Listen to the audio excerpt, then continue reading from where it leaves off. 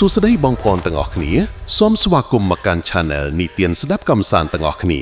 ថ្ងៃនេះខ្ញុំមានរឿងថ្មីជូនបងប្អូនស្ដាប់តោះកុំឲ្យខាតពេលវេលាយូរចូលទៅកាន់សាច់រឿងទាំងអស់គ្នា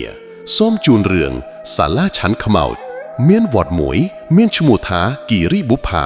ធ្លាប់ជាទីសក្ការៈដ៏ស្ងប់ស្ងាត់មួយដែលស្ថិតនៅដាច់ឆ្ងាយពីភូមិអ្នកស្រុកហុំព័ទ្ធដោយព្រៃឈើក្រាស់និងជួរភ្នំប៉ុន្តែអ្វីៗបានប្រែប្រួលតាំងពីសាលាឆាន់ថ្មីដ៏ធំស្កឹមស្កាយមួយត្រូវបានសាងសង់ឡើងជំនួសឲ្យការនាំមកនៅបុណ្យកុសលវាคล้ายជាចំណុចចាប់ផ្ដើមនៃសុបិនអាក្រក់ដែលធ្វើឲ្យអ្នកភូមិនិងព្រះសង្ឃញាប់ញ័រដោយភាពភ័យខ្លាចរឿងរ៉ាវចាប់ផ្ដើមនៅពិធីបុណ្យកាន់បិណ្ឌធំមួយលោកយាយផាន់ជាសប្បុរសជនដ៏គួរឲ្យគោរពម្នាក់បាននាំយកចង្ហាន់និងសម្ភារៈយ៉ាងច្រើនមកប្រគេនព្រះសង្ឃនៅសាលាឆាន់ថ្មីនោះខណៈដែលលោកយាយកំពុងលុតជង្គង់ប្រគេនចង្ហាន់ព្រះសង្ឃដោយចិត្តជ្រះថ្លាស្រាប់តែបាក់រិយាកាសក្នុងសាលាឆាន់ប្រែជាត្រជាក់ល្ហឹមខុសប្រក្រតីភ្លើងទៀនចាប់ផ្ដើមបាក់រលត់ទោះបីគ្មានខ្យល់ក៏ដោយសំឡេងសូត្រធម៌របស់ព្រះសង្ឃហាក់ដូចជាត្រូវបានសង្កត់ដោយសំឡេងធ្នរល្វើយដែលចេញពីក្រោមបាតសាលាឆាន់ភ្លាមនោះលោកយាយផាន់បានស្រែកឡើងយ៉ាងខ្លាំងដោយក្តីរន្ធត់ភ្នែករបស់គាត់សំលឹងទៅលើពីដានដោយភាពភ័យខ្លាចមុនពេលដួលសន្លប់និងដាច់ខ្យល់ស្លាប់នៅនឹងកន្លែងនៅលើករបស់គាត់មានស្នាមម្រាមដៃពណ៌ខ្មៅក្រាស់ហាក់ដូចជាត្រូវគេច្រាបាច់យ៉ាងខ្លាំងមរណភាពដ៏រន្ធត់នេះបានធ្វើឲ្យដំណឹងអាក្រក់រីកសាយភាយយ៉ាងលឿនថាសាលាឆាន់មានខ្មោចសាហាវចាប់តាំងពីថ្ងៃនោះមកព្រឹត្តិការណ៍ចម្លែកកាន់តែកើតឡើងញឹកញាប់កូនសិស្សលោកឈ្មោះសម្បត្តិដែលធ្លាប់តែស្នាក់នៅជួយការងារវត្តចាប់ផ្ដើមមានអាការៈភ័យខ្លាចមិនហ៊ានដើរកាត់សាលាឆាន់នៅពេលយប់គេប្រាប់ថារាល់រាត្រីដែលព្រះច័ន្ទពេញបរមីគេតែងឃើញស្រមោលខ្មៅហក់ឆ្វែវជុំវិញសសរនិងឮសំឡេងយំសោកសង្រៀងលាយឡំជាមួយសំឡេងគក់ចានក្ដុងក្ដាំងភាពភ័យរន្ធត់ឈានដល់កម្រិតកំពូលនៅពេលដែលអ្នកភូមិម្នាក់ដែលមកធ្វើបុណ្យថ្ងៃសិលស្រាប់តែត្រូវខ្មោចចូលសន្ធិដ្ឋនៅកណ្ដាលសាលាឆាន់ក៏កើតឡើងនៅកណ្ដាលសាលាឆាន់គាត់បានប្រែសំឡេងទៅជាសំឡេងស្ត្រីចំណាស់ដ៏កាចសាហាវស្រែកជេរប្រមាថព្រះសង្ឃនិងអ្នកធ្វើបុណ្យដោយពាក្យអសុរោះថាពួកឯងមកទីនេះដើម្បីតែមុខមាត់ពួកឯងមិនដែលខ្វល់ពីសេចក្តីពិតទេអញនឹងយកជីវិតពួកឯងមកដងមួយឲ្យស្មើនឹងការឈឺចាប់របស់អញអ្នកដែលត្រូវខ្មោចចូលនោះបានស្ទុះទៅវាយដុំអ្នកជិតខាងរហូតទាល់តែមានគ្រូអាចារ្យមកសូត្រមន្តបណ្ដេញទើបស្ងប់ប៉ុន្តែវិញ្ញាណអាក្រក់នោះមិនបានចាកចេញទៅណាឆ្ងាយទេវាហាក់ដូចជាចង់កំហឹងជាប់នឹងសសរនៃសាលាឆាន់នោះព្រះសង្ឃនិងកូនសិស្សលោកមួយចំនួនដែលព្យាយាមសូត្រធម៌បណ្ដេញត្រូវបានរំខានដោយការគប់ដុំថ្មមើលមិនឃើញឬត្រូវរុញច្រានឲ្យដួលពីលើកម្មចិន្ទើវត្តដែលធ្លាប់តែជាទីពឹងពេលនេះក្លាយជាទីតាំងនៃភាពភ័យខ្លាចព្រះចៅអធិការវត្តដែលមានវ័យចាស់ជរានិងមានបារមីខ្ពស់បានដឹងថាការប្រើអំណាចមន្តអាគមដើម្បីបង្ក្រាបវិញ្ញាណនេះមិនមែនជាដំណោះស្រាយព្រះអង្គបានចាត់តាំងព្រះតេជគុណសូធាដែលជាព្រះសង្ឃវ័យកណ្ដាលមួយអង្គដែលល្បីល្បាញខាងវិបស្សនាកម្មដ្ឋានឲ្យដោះស្រាយរឿងនេះព្រះតេជគុណសូធាមិនបានប្រើទឹកមន្តឬខ្សែអំបោះទេផ្ទុយទៅវិញនៅយប់មួយដែលស្ងាត់យ៉ាងខ្លាំងព្រះអង្គបាននិមន្តទៅគង់ធ្វើសមាធិនៅកណ្ដាលសាលាឆាន់នោះតែមួយអង្គឯងខ្យល់បានបាក់បោកយ៉ាងខ្លាំងសំឡេងស្រែកយំនិងរូបភាពនៃវិញ្ញាណកំណាចដែលមានមុខមាត់រហែកនិងភ្នែកក្រហមឆាន់ឆ្អៅបានលែកឡើងនៅចំភពមុខព្រះអង្គពួកគេព្យាយាមធ្វើឲ្យព្រះអង្គភ័យខ្លាចនិងចាកចេញប៉ុន្តែព្រះតេជគុណសូធានៅតែរក្សាចិត្តស្ងប់និងផ្សាយមេត្តាធម៌ក្នុងសមាធិដ៏ជ្រៅព្រះអង្គបានឃើញហេតុការណ៍ពីអតីតកាលដ៏ឈឺចាប់មួយនៅទីតាំងសាលាឆាន់នេះកាលពីសម័យសង្គ្រាមមានស្រីមេម៉ាយម្នាក់ឈ្មោះយាយនាងដែលជាអ្នកធ្វើម្ហូបប្រចាំវត្តដ៏ស្មោះត្រង់គាត់បានលះបង់កម្លាំងកាយចិត្តដើម្បីបម្រើព្រះសង្ឃនិងជនភៀសខ្លួនប៉ុន្តែនៅគ្រាមួយដែលមានការខ្វះខាតស្បៀងអាហារមន្ត្រីពុករលួយមួយក្រុមបានលួចយកអង្កររបស់វត្តហើយទម្លាក់កំហុសលើយាយនាងដោយគ្មានអ្នកជឿនិងការពារ យាយនាងត្រូវបានគេចាប់ចងនិងវាយដំយ៉ាងខ្លាំងនៅនឹងកន្លែងដែលជាសាលាឆាន់បច្ចុប្បន្ននេះរហូតដល់ស្លាប់ដោយភាពអយុត្តិធម៌និងកំហឹងដែលមិនអាចរងាប់បានមុនពេលស្លាប់គាត់បានដាក់បណ្ដាសាថា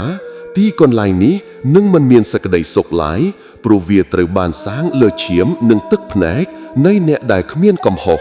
វិញ្ញាណរបស់គាត់បានក្លាយជាមេខ្មោចដ៏កាចសាហាវហើយបានប្រមូលផ្ដុំវិញ្ញាណអនាថាផ្សេងទៀតដែលស្លាប់ដោយអយុត្តិធម៌នៅតំបន់នោះមកធ្វើជាបរិវារនៅពេលព្រះតេជគុណសូធាដឹងការពិតព្រះអង្គមិនបានតបតដោយកំហឹងឬការបណ្ដេញទេព្រះអង្គបានបើកភ្នែកឡើងហើយមានដីកាទៅកាន់វិញ្ញាណដ៏កាចសាហាវនោះដោយក្តីអាណិតអាសូរថាញោមស្រីអាត្មាភាពបានដឹងពីទុក្ខសោកនិងភាពអយុត្តិធម៌ដែលញោមបានទទួលហើយការឈឺចាប់របស់ញោមពិតជាធំធេងណាស់ប៉ុន្តែការសាងកម្មពៀទៅលើអ្នកដែលមិនដឹងអីនៅពេលនេះមិនអាចលុបលាងអតីតកាលបានទេវារឹតតែធ្វើឲ្យញោមជាប់នៅក្នុងវត្តនៃទុក្ខនេះកាន់តែយូរវិញ្ញាណរបស់យាយនាងបានស្រែកយំយ៉ាងខ្លាំងសាលាឆាន់ទាំងមូលរង្គើប៉ុន្តែពាក្យពេចន៍ប្រកបដោយមេត្តារបស់ព្រះសង្ឃចាប់ផ្ដើមជ្រាបចូលក្នុងចិត្តដែលពោរពេញដោយភ្លើងកំហឹងនោះព្រះតេជគុណសូធីបានសន្យាថានឹងរៀបចំពិធីបុណ្យដ៏ធំមួយដើម្បីឧទ្ទិសកុសលជូនដល់យាយនាងនិងអ្នកដែលស្លាប់ដោយអយុត្តិធម៌ទាំងអស់ហើយនឹងកសាងចេតិយតូចមួយនៅក្បែរសាលាឆាន់ដើម្បីចារឹកឈ្មោះនិងរឿងរ៉ាវពិតរបស់គាត់ទុកជាការចងចាំនិងដាស់តឿនមនុស្សជំនាន់ក្រោយកុំឲ្យប្រព្រឹត្តអំពើបាបនៅពេលដែលបានលើពាក្យសន្យាថានឹងផ្ដល់យុត្តិធម៌និងការទទួលស្គាល់ភ្លើងកំហឹងដែលឆេះរាប់រយឆ្នាំក៏ចាប់ផ្ដើមរលត់រូបរាងដ៏គួរឲ្យខ្លាចរបស់ខ្មោចព្រាយបានប្រែជាស្រទន់ទឹកមុខបង្ហាញពីការឈឺចាប់និងការធូរស្រាលទីបំផុតវិញ្ញាណនោះបានក្រាបថ្វាយបង្គំព្រះតេជគុណហើយរលាយបាត់ទៅក្នុងភាពស្ងប់ស្ងាត់ពិធីបុណ្យឧទ្ទិសកុសលត្រូវបានធ្វើឡើងយ៉ាងធំអាធឹកអាធំចេតិយតូចមួយត្រូវបានសាងសង់ឡើងហើយរឿងរ៉ាវរបស់យាយនាងត្រូវបានប្រាប់តគ្នាសាលាឆាន់មិនមានភាពសាហាវខកខាវទៀតហើយប៉ុន្តែវាក៏មិនមែនជាកន្លែងធម្មតាដែរអ្នកដែលចូលមកទីនេះតែងតែមានអារម្មណ៍ថាមានថាមពលអ្វីមួយដែលដាស់តឿនឲ្យពួកគេធ្វើបុណ្យដោយចិត្តបរិសុទ្ធមិនមែនគ្រាន់តែដើម្បីបង្អួតរឿងរ៉ាវនៃសាលាឆាន់ខ្មោចបានក្លាយជាមេរៀនដ៏មានអត្ថន័យសម្រាប់អ្នកភូមិថាការធ្វើបុណ្យដែលប្រសើរបំផុតគឺការផ្ដល់យុត្តិធម៌និងមេត្តាធម៌ហើយអំណាចដែលខ្លាំងបំផុតដើម្បីយកឈ្នះកំហឹងនិងអំពើអាក្រក់មិនមែនជាអំពើហិង្សាទេគឺការយល់ដឹងនិងការអភ័យទោសវិញ្ញាណរបស់គាត់បានក្លាយជាមេរៀនដ៏មានអត្ថន័យសម្រាប់អ្នកភូមិថាការធ្វើបុណ្យដែលប្រសើរបំផុតគឺការផ្ដល់យុត្តិធម៌និងមេត្តាធម៌ហើយអំណាចដែលខ្លាំងបំផុតដើម្បីយកឈ្នះកំហឹងនិងអំពើអាក្រក់មិនមែនជាអំពើហិង្សាទេចាប់ពីពេលនោះមកវត្តគិរីបុប្ផាក៏ទទួលបានភាពស្ងប់សុខត្រឡប់មកវិញដោយមានសាលាឆាន់មួយដែលជាសក្ខីភាពនៃប្រវត្តិសាស្ត្រដ៏ឈឺចាប់តែបានប្រែក្លាយជាទីកន្លែងនៃការព្យាបាលផ្លូវចិត្តពេលវេលាបានកន្លងផុតទៅជាច្រើនឆ្នាំសាលាឆាន់ដែលធ្លាប់តែជាទីតាំងនៃភាពភ័យរន្ធត់និងការស្រែកយំបានប្រែក្លាយមុខមាត់ថ្មីទាំងស្រុងពេលនេះវាត្រូវបានជំនួសដោយពន្លឺថ្ងៃដ៏កក់ក្ដៅដែលចាំងចូលតាមបង្អួតនិងក្លិនក្រអូបនៃធូបទៀនដែលពោរពេញដោយការគោរពចេតិយមួយរបស់លោកយាយនាងដែលត្រូវបានសាងសង់ឡើងនៅជាប់នឹងជញ្ជាំងខាងត្បូងនៃសាលាឆាន់មិនមែនគ្រាន់តែជាទីសក្ការៈសម្រាប់ឧទ្ទិសកុសលប៉ុណ្ណោះទេប៉ុន្តែវាក្លាយជាកន្លែងដាស់តឿនស្មារតីដ៏សំខាន់ប្រចាំតំបន់នៅលើផ្ទាំងសិលាចារឹកគេបានសរសេរយ៉ាងច្បាស់ពីប្រវត្តិដ៏ឈឺចាប់និងអយុត្តិធម៌ដែលគាត់បានទទួលរួមទាំងមេរៀនអំពីផលនៃកម្មរាល់អ្នកភូមិឬភ្ញៀវពីចម្ងាយដែលមកធ្វើបុណ្យនៅវត្តនេះមុននឹងឡើងលើសាលាឆាន់ពួកគេតែងតែឈប់នៅមុខចេតិយនោះដើម្បីអុជធូបនិងអានប្រវត្តិនោះដោយក្តីសង្វេគរឿងរ៉ាវរបស់យាយនាងបានបង្រៀនពួកគេនៅមេរៀនដ៏ជ្រាលជ្រៅមួយដែលមិនអាចបំភ្លេចបានថាអំពើអយុត្តិធម៌និងការចោទប្រកាន់ទាំងបំពានអាចបង្កើតបិសាចនៅចិត្តមនុស្សប៉ុន្តែមានតែសេចក្តីពិតការទទួលស្គាល់កំហុសនិងមេត្តាធម៌ទេទើបអាចរំដោះទុក្ខទោសនោះបានអ្វីដែលផ្លាស់ប្ដូរខ្លាំងបំផុតនៅក្នុងសហគមន៍នោះគឺអិរិយាបថអ្នកស្រុកចំពោះការធ្វើបុណ្យ จับตั้งปีព្រឹត្តិការណ៍នោះមកគ្មានអ្នកណាម្នាក់ហ៊ានមកធ្វើបុណ្យនៅសាលាឆាន់នេះដើម្បីតែអួតសម្ភារៈជួនមាសប្រាក់ឬដើម្បីតែមុខមាត់ក្នុងសង្គមទៀតឡើយ